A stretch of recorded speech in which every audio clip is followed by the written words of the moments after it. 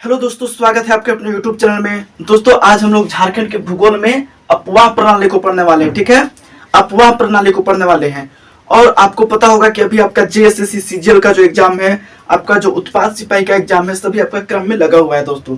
तो हम लोग स्लोली एंड ग्रेजुअली सिलेबस को क्या करेंगे, कवर अप करने का प्रयास करेंगे। ठीक है, तो सबसे पहले हम लोग समझते हैं कि अपवाह प्रणाली।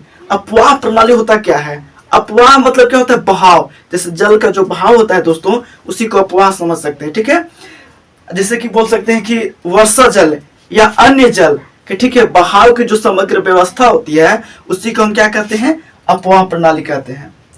देखिए, अपवाह प्रणाली झारखंड में 3 भागों में बांटा गया है। पहला जो है आपका नदी,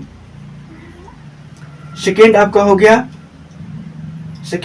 दोस्तों, क्या हो गया? सेकेंड आपका हो गया जलप्रपात, एंड थर्ड जो आपका होता है वो होता है गर्म जल कुंड।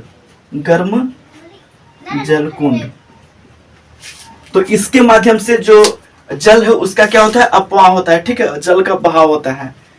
समझ गए? पहला क्या है? नदी। तो हम लोग देखने वाले हैं सबसे पहले नदी के बारे में, इसके बाद देखेंगे जलप्रपात, इसके बाद हम लोग देखेंगे गर्म जल कुंड। ठीक है दोस्तों, तो नदियां के बारे में हम लोग जानने वाले हैं सबसे पहले। तो इसमें कुछ इंपोर्टेंट पॉइंट है, उसको आप नोट डाउन कर लीजिएगा। ठीक है, तो झारखंड में केवल एकमात्र नदी है जो आपका बरसाती नदी नहीं है। ठीक है, तो वो कौन सा नदी है दोस्तों? वो आपका सोन नदी है।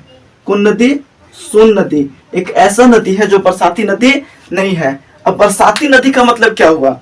यानी उसमें बरसात में पानी रहेगा और गर्मी जब आएगा तो उसमें पानी सूख जाएगा। ठीक है, लेकिन सोन में ऐसा नहीं होता है। सोन में हमेशा पानी रहता है। ठीक है, क्योंकि ये बरसाती नदी नहीं है। बरसाती नदी में केवल बरसात में पानी रहता है। ठीक है दोस्तों, तो सोन नदी बरसाती नदी नहीं है। ठीक है, इसके अलावा जितनी भी झारखंड में नदियां हैं, अधिकतर नदियां हैं वो बरसाती नदियां हैं। ठीक है दोस्तों, और नेक्स्ट बात करते हैं आपका मयूराक्षी नदी को। मयूराक्षी नदी या मोर नदी। ठीक है, तो ध्यान रखिएगा। ठीक है, ये एग्जाम में पूछा गया सब सवाल है दोस्तों कि जो मयूराक्षी नदी है या मोर नदी, ये एकमात्र नदी है झारखंड में जिसमें नाव चलती है। ठीक है, एकमात्र नदी जिसमें नाव चलती है, वो कौन सा नदी है? मयूराक्षी नदी या मोर नदी है। ठीक है दोस्तों, क्योंकि झारखंड में जो है नदियां में अत्यधिक पत्थर होने के कारण जो है उसमें नाव नहीं चलती है। ठीक है, नदी को, जो झारखंड की नदियां उसको 2 भागों में बांट दिया गया है। ठीक है, झारखंड की नदियां को कितने भागों में बांटा गया है? 2 भागों में। पहला तो उत्तरवर्ती नदी हो गया, ठीक है, और दूसरा पूर्ववर्ती या दक्षिणवर्ती। ठीक है, दक्षिणवर्ती। कौन कौन नदी? झारखंड की नदियां को 2 भागों में बांटा गया है। पहला तो आपका उत्तरवर्ती नदी हो गया, दूसरा पूर्ववर्ती या दक्षिणवर्ती नदी हो गया। तो उत्तरवर्ती नदी क्या होता है?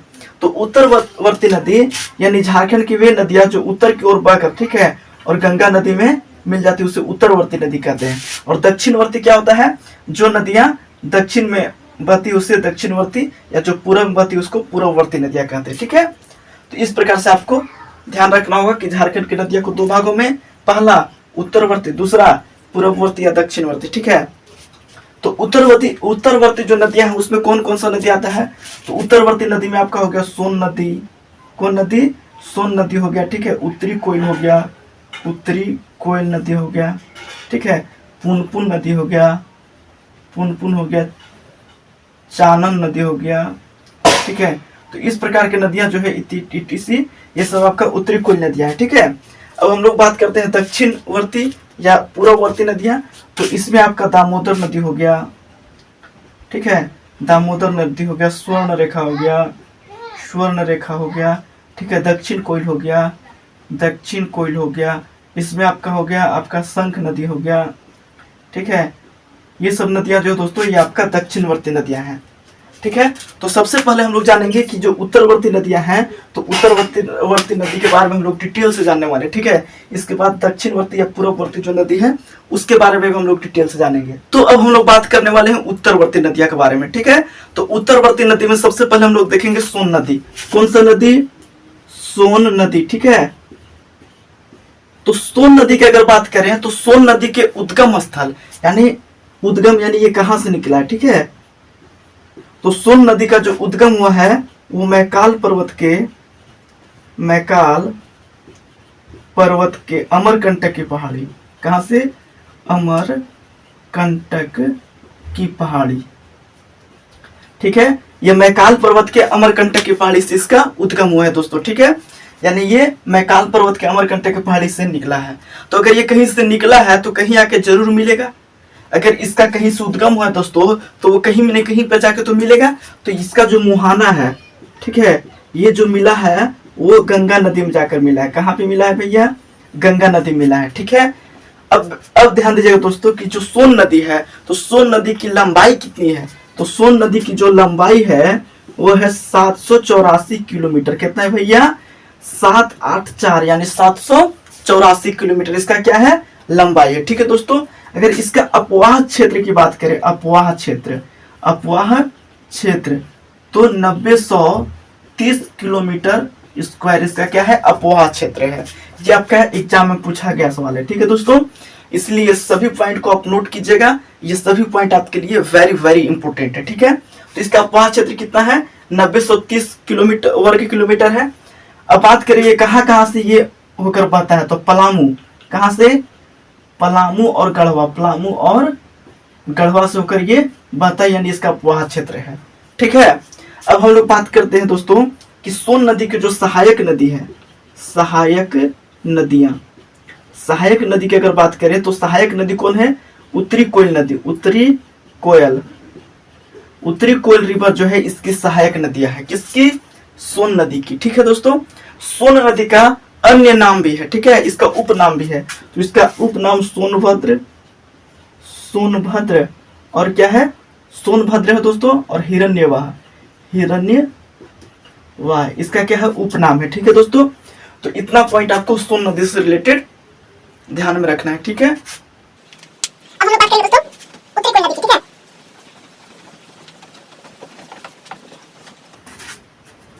अब हम लोग बात करेंगे उत्तरी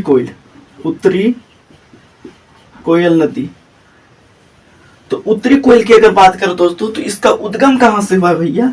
इसका उद्गम कहां से हुआ? ये उत्तरी कोयल नदी निकली कहां से है? तो उत्तरी कोयल नदी जो है आपका रांची के पठार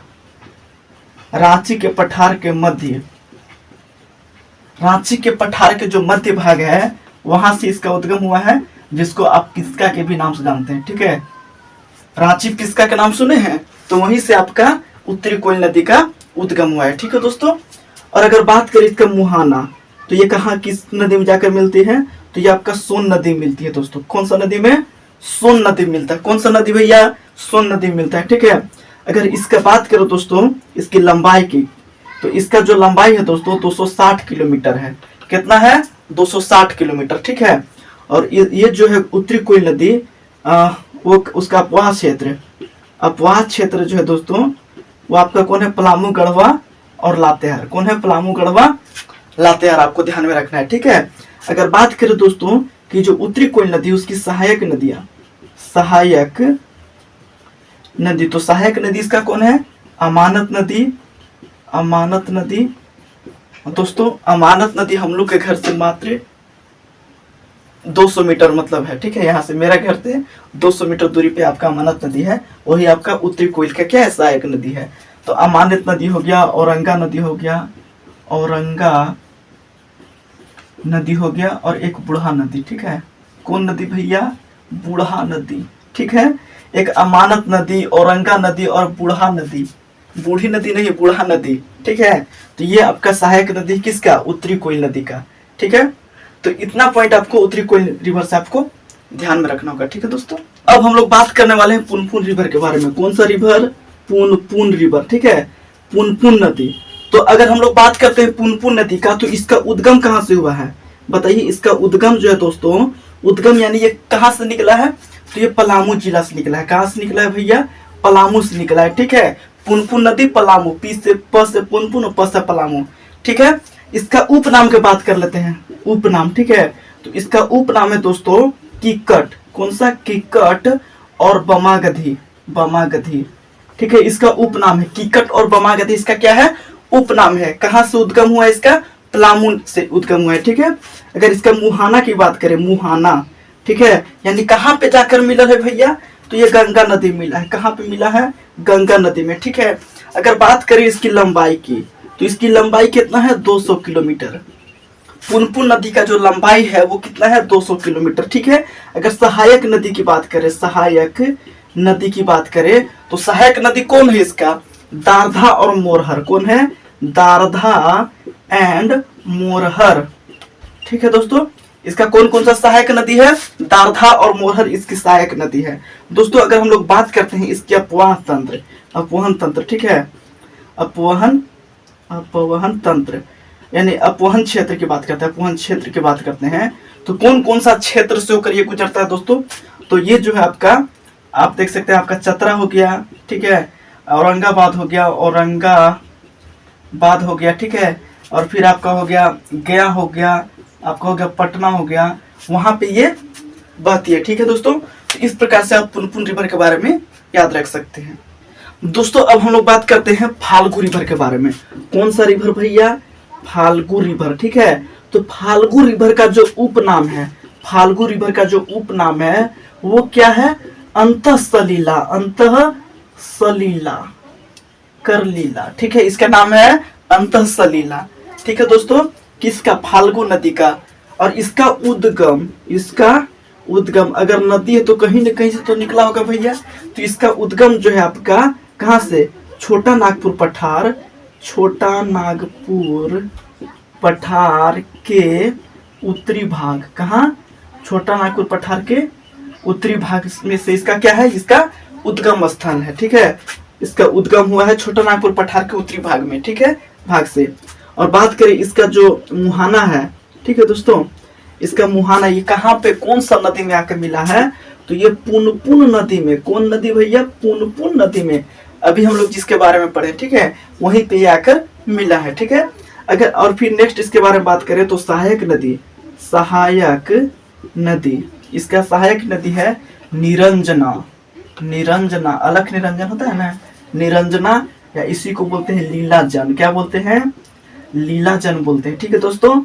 एंड मोहना, मोहना, देखिए निरंजना या इसी को लीलाजन बोलते हैं, और एक मोहना इसका सहायक नदी, प्रमुख सहायक नदी की बात कर रहे हैं, ठीक है। ऐसे तो ढोड़ा ढोड़ी सब होता ही है सहायक नदी है, तो उसको नदी वैसा मुख्य वो नहीं होता है। जो मुख्य है इसका सहायक नदी वो निरंजना, लीलाजन और एक मोहना है, ठीक है।